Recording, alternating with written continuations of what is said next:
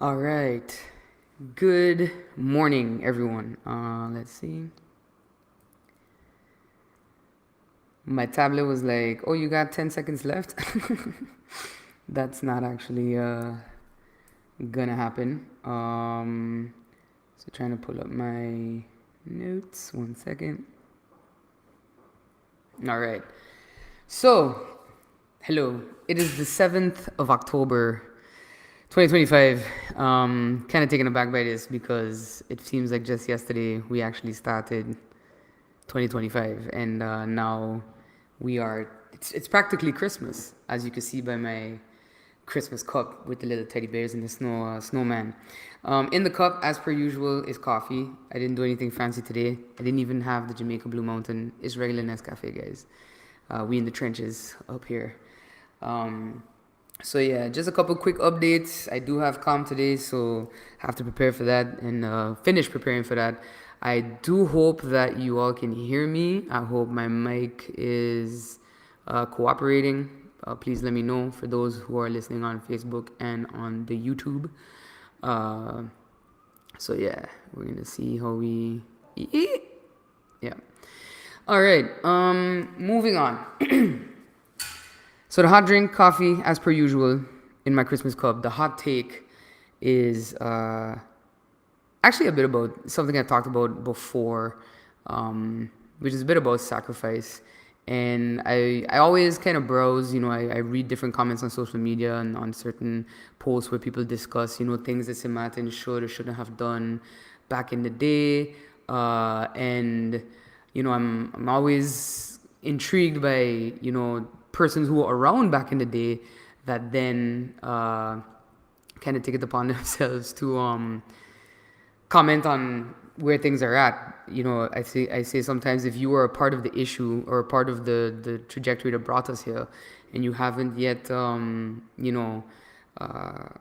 recognized that we have some serious sacrifices to make until we can actually move forward. I'm never too certain on what people kind of want to accomplish. So a bit about that, a bit about the fact that wherever you want to go, something has to give. So you're gonna have scenarios where you're either making a difficult decision, or you're taking away something that people, have become accustomed to. We see it when it comes to, for example, changing how we build. A lot of times I see locals complaining about foreign developers building in a certain way, cutting a hill a certain way, but we have cut hills that way, and when we think about the fact of getting a fine for incorrectly building, we always think it won't apply to us, but in a functional society, it applies to everybody. So I think that too is part of the sacrifice, right, of nation building. But in any event, I definitely want to put that in everybody's mind again, and I will keep putting it in everybody's mind, because as we continue in this term and the decisions that have to be made in education and in culture and in youth and in sport continue to be made, ones that have been penned in by the wayside for some time, I want everyone to realize that sometimes the carnival is going to be done for you too. And that's, I think, the most important thing that anybody could walk away with when we look at how St. Martin is going to move forward in the future. So that's a hot take of the day. And the word of the day is candor. I switched my word of the days to Merriam-Webster's word of the day, the actual dictionary. Candor refers to the quality of being open, sincere, and honest. For example, during the interview, the actor spoke with candor about the nervousness she feels every time she takes the stage, right? So candor just means that you're being open, you're being vulnerable with persons, and that vulnerability is also rooted in sincerity. And sometimes that may come in a tone that you may not like, but it is that truth of, hey, this is actually a little crazy. I have that struggle a lot. When I say certain things, there's a lot of tone policing, because maybe people don't like the way my voice tilts up or tilts down or so. But ultimately, I think the message is more important. So I've worked on my delivery and I hope that it comes across better. But I always try to speak with candor and with that openness and sincerity. Hence, my hot take of the day being about sacrifice and how that ties into, where you want to go as a country. And for the game of the month, I know last time we were talking about Tropico. This time I want to say I finally finished Star Wars Outlaws. And as many of you may know, I'm a huge Star Wars fan. Maybe not as big as Marvel Cooks when it comes to the deep lore, because Marvel be telling me stuff that I'm like, I don't remember that knowledge, but I'm close. In fact, let me show you just how close and how big. So I've restarted Lego building. I want to talk a bit about Darth Vader. It took me a while to put it together, but every day I worked on a piece here in the office because it really helped to center me and focus me and make sure that I wasn't actually, hitting the verge of flip out. Legos are also a great way to build motor skills and to keep your motor skills sharp the older you get, actually. A lot of times I was like, Legos have changed. Let me just say they have evolved. But yeah, so my little Darth Vader helmet here, little Lego situation.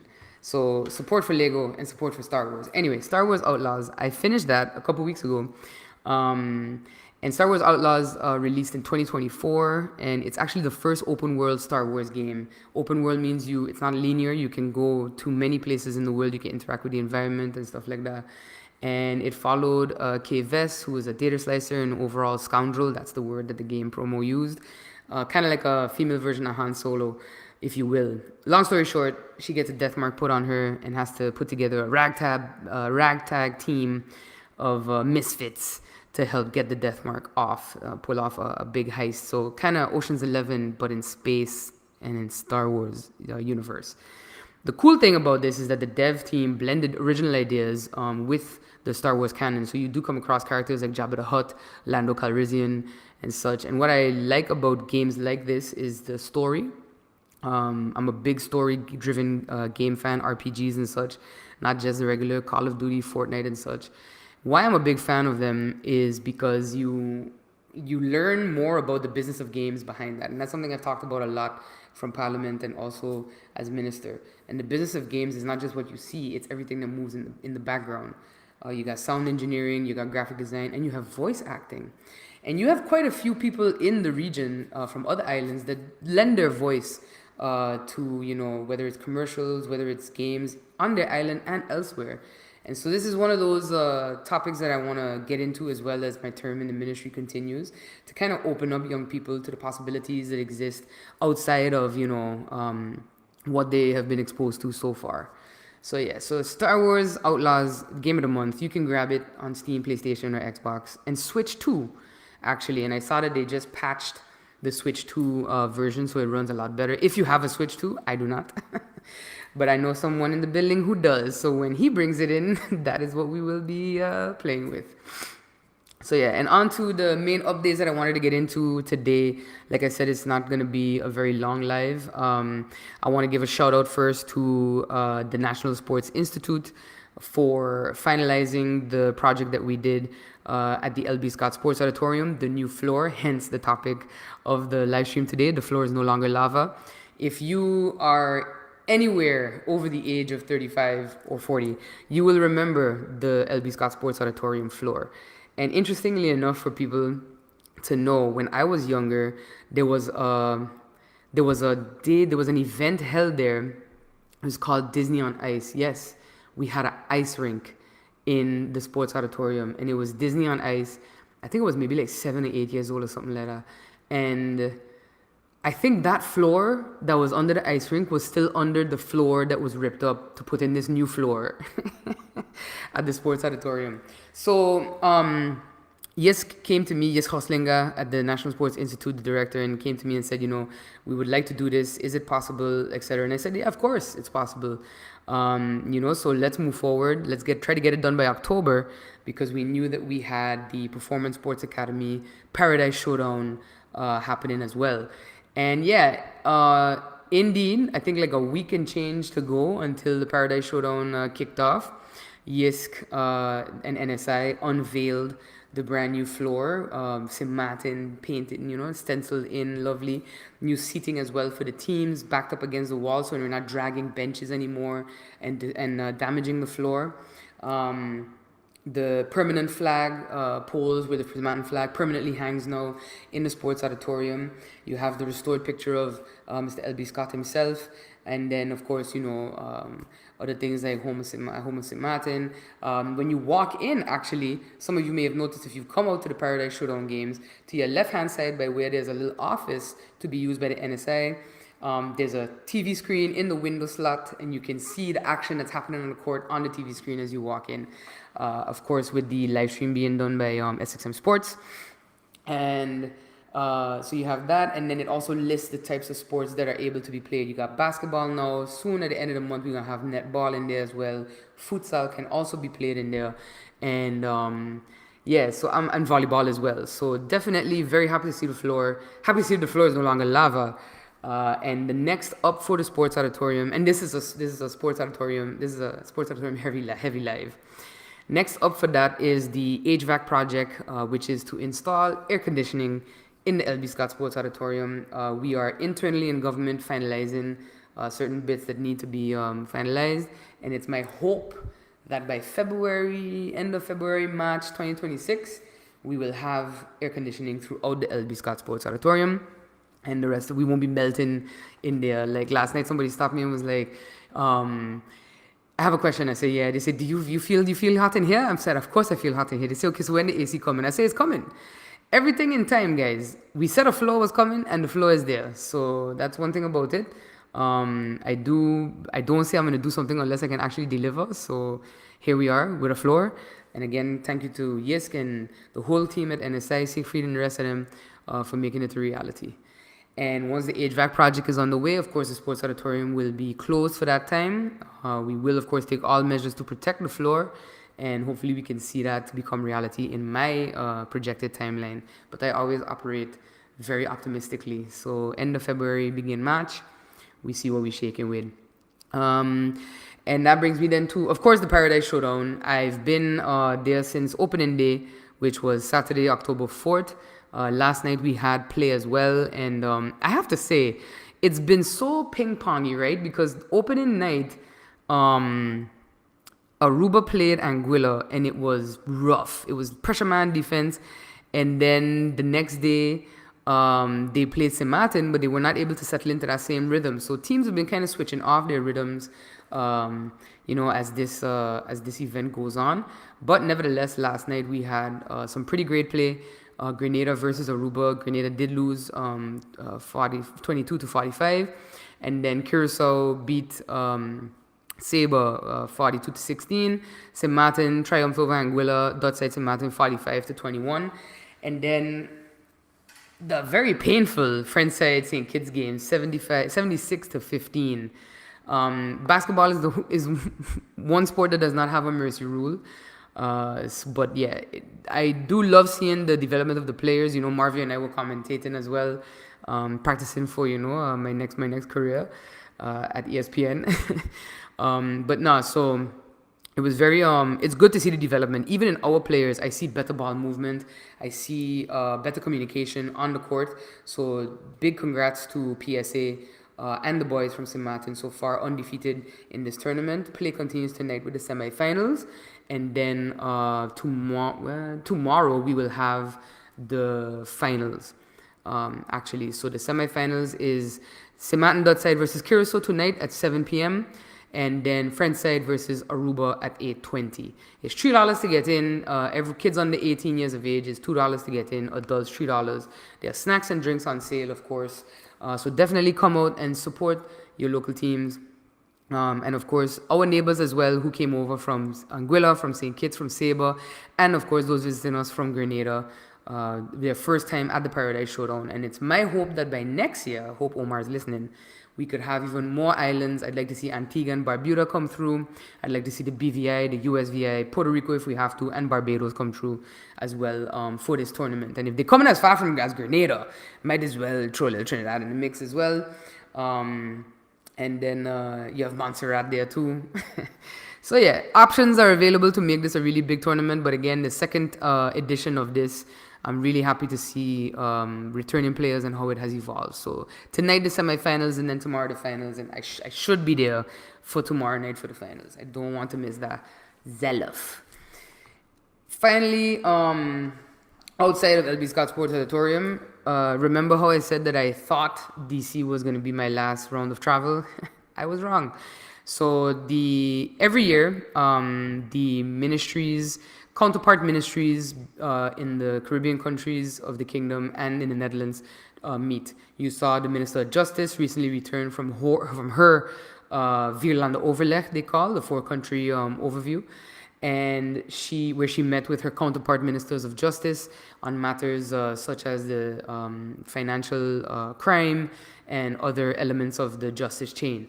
Education also has that, and in the past, what we have gotten out of the Vierlande Overleg is actually the Strategic Education Alliance, and that has yielded programs such as the CAFI, which is the preparation program at USM, and then some other elements as well, where it's strengthening, particularly through the Division of Education Innovation, our activities in the education space, meant to also solve and address some challenges, for example, of students who go abroad, in particularly to the Netherlands or Aruba, Curacao, to continue their education. So at first I thought that it wasn't happening again, but then when I returned from my last travel to the UN in DC, SG informed me that it is happening, so I will be departing on October 31st to head to Bonaire. We will do a stop off in Aruba first, because I would like to sit with the University of Aruba, and then from there, and other entities as well that I will update on when I'm back. And then from there, we will head to Bonaire, where we will meet with the 3 other ministers of education in the kingdom and have a conversation, updates and such. It's my first Vierlande Overleg, actually. I wasn't minister when the last one occurred last year. So looking forward to it, looking forward to meeting my counterparts face to face. I do know Aruba's Minister of Education, Gerlin Cruz. We know each other from Parliament days, from IPCO. So looking forward to that, and as well from Curacao and from the Netherlands. So when I have those updates when I'm back, it'll be right in time for St. Martin Day, which I hope to see everybody coming out and supporting those events. But before St. Martin Day, we have Constitution Day. Many may not know, or if you don't know, we have a social studies problem in the schools, which we will be addressing. But October 10th actually marks 15 years since St. Martin became a country within the Kingdom of the Netherlands. That is 10-10-10. It's 10-10-10 that you constantly hear people talk about. However, it was decided that the second Monday of the month would be the actual celebration day. So Monday, October 13th, we start off with a solemn meeting in Parliament. Then we start off with the more official things, the uniform services parade. And then from there will be activities as well in the Festival Village. Parliament is also hosting some activities. Youth Parliament as well. I think on Saturday they have youth-focused and driven discussion about becoming a country. So that's reflecting on where we've come from and such. On Friday is the Governor Symposium that also will be discussing mistakes, lessons learned, where we could have done better. I know everyone has a thought about that. I'm most interested in hearing Youth Parliament side of it, having come from Parliament and worked with them on several matters. They have a very strict outlook as to where we should be as a country and as to what we should be focusing on as a country. So definitely looking forward to those discussions that kick off on Friday and then continue on to Monday as we mark 15 years as Country St. Martin. And then, of course, that then gets us into that month of preparation and lead up to St. Martin Day. And if you haven't yet registered and such for the St. Martin Cultural Day Parade, please check out the foundation's social media and you can reach out to them, Mr. Yume and the others, to get yourself sorted for the Culture Parade. So that is essentially it for me right now. Hopefully, next week I'll be here. We will have, of course, more updates. I also want to touch a bit on the FBE review. I hadn't mentioned it for a couple lives, but just to remind everyone that the data collection part of the FBE review was done. I saw Curacao has already made a decision on their system, but they made that decision after receiving, you guessed it, a report on the status of FBE and how it impacts students and how they should move forward with their education system. So our report, as I mentioned from the very beginning, is due to be delivered in Q1 of 2026. Data collection and analysis and breaking it down into a digestible report. If you ever had to do that, you know what it entails. So once we have that report, the ministry will take time to assess it, digest it, and then from the recommendations made, move forward with the changes that are possibly necessary in our education system, especially at the FBE level. So with that, just wanted to remind everybody about that. timeline and trajectory. May seem a little redundant, but we are still in hurricane season, okay? Don't forget, some you get late bloomers sometimes, and things can happen. So until November 30th, let's not relax. Let's not cool our jets. Keep having your to-go kit ready. Keep checking the weather. There's a wave right now, actually, that has a pretty decent chance of development, 90%, as of 8 a.m. this morning. So keep an eye out on that, because it looks to be taking that, in my weather person voice. It's at a lower end at the south of the island chain, but it looks to be taking that west-northwesterly motion that may bring it within glancing distance of us. So you don't want to get yourself caught unprepared. So always have your at least 2 weeks of bottled water supply, a first aid kit, your go bag, waterproof storage for your passports, important documents, cash, and a change of clothes at least. And yeah, so we will monitor this wave as well as it continues its trajectory towards the Windward Islands. 1,000 miles east right now of the Windward Islands. I didn't want to get into my weather person voice, but here we are. So yeah, the system is expected to move quickly west-northwestward across the central tropical Atlantic, and then move near or north of the northern Leeward Islands on Thursday and Friday. So continue to monitor its progress, and we see where it's at in a couple days. So that is it. Don't forget to like, follow, subscribe, and all of that good stuff to be notified of the upcoming lives. I wish everybody a pleasant Tuesday. I know the kiddos are off. For those who are on vacation or just taking it easy and enjoying a little staycation, enjoy your week off. And